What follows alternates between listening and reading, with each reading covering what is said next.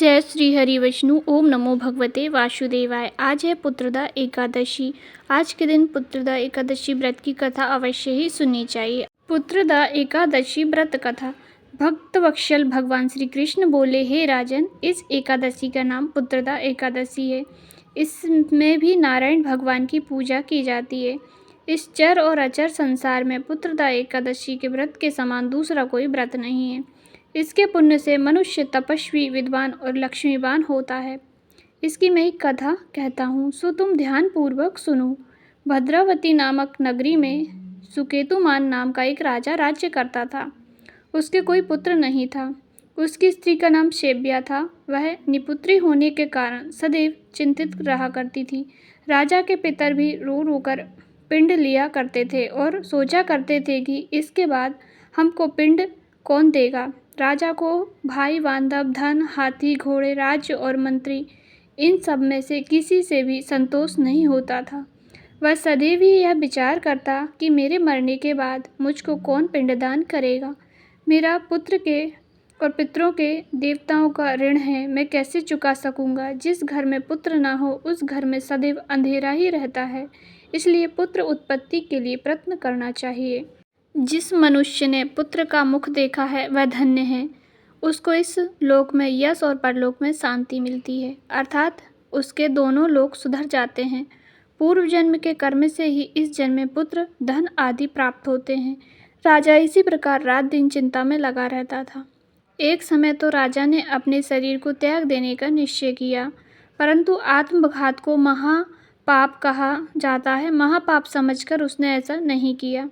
एक दिन राजा ने ऐसा ही विचार करता हुआ अपने घोड़े पर चढ़कर वन को चल दिए तथा पक्षी और पशु पक्षियों को देखने लगा। उसने देखा कि वन में मृग, बाघ, सुअर, सिंह, बंदर, सर्प आदि सब भ्रमण कर रहे हैं। हाथी अपने बच्चों रत्नियों के साथ बीच में घूम रहा है।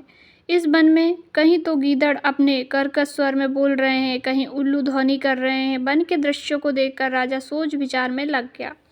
इसी प्रकार आधा दिन बीत गया। वह सोचने लगा कि मैंने कई यज्ञ किए, ब्राह्मणों को स्वादिष्ट भोजन से तृप्त किया, फिर भी मुझको दुख प्राप्त हुआ, क्यों। राजा प्यास के मारे अत्यंत दुखी हो गया और पानी की तलाश में इधर उधर फिरने लगा।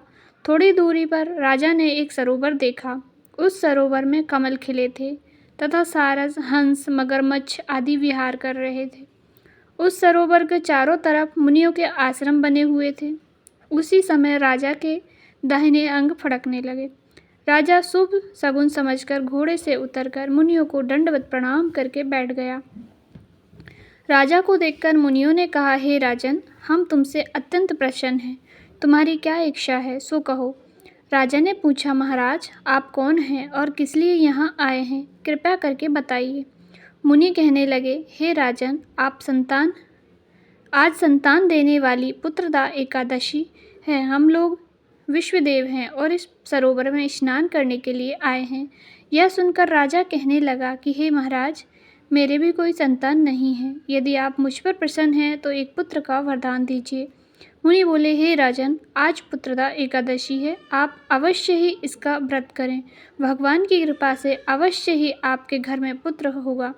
मुनि के वचनों को सुनकर राजा ने उसी दिन एकादशी का व्रत किया और द्वादशी को उसका पारण किया। इसके पश्चात मुनियों को प्रणाम करके महल में वापस आ गया। कुछ समय बीतने के बाद रानी ने गर्भ धारण किया और 9 महीने के पश्चात उसके एक पुत्र हुआ। वह राजकुमार अत्यंत सूरवीर, यशस्वी और प्रजापालक हुआ। श्री कृष्ण जी बोले, हे राजन, पुत्र की प्राप्ति के लिए पुत्रदा एकादशी का व्रत करना चाहिए। जो मनुष्य इस महत्व को पढ़ता है, सुनता है, उसे अंत में स्वर्ग की प्राप्ति होती है। ओम नमो भगवते वासुदेवाय। जय श्री कृष्ण। राधे राधे।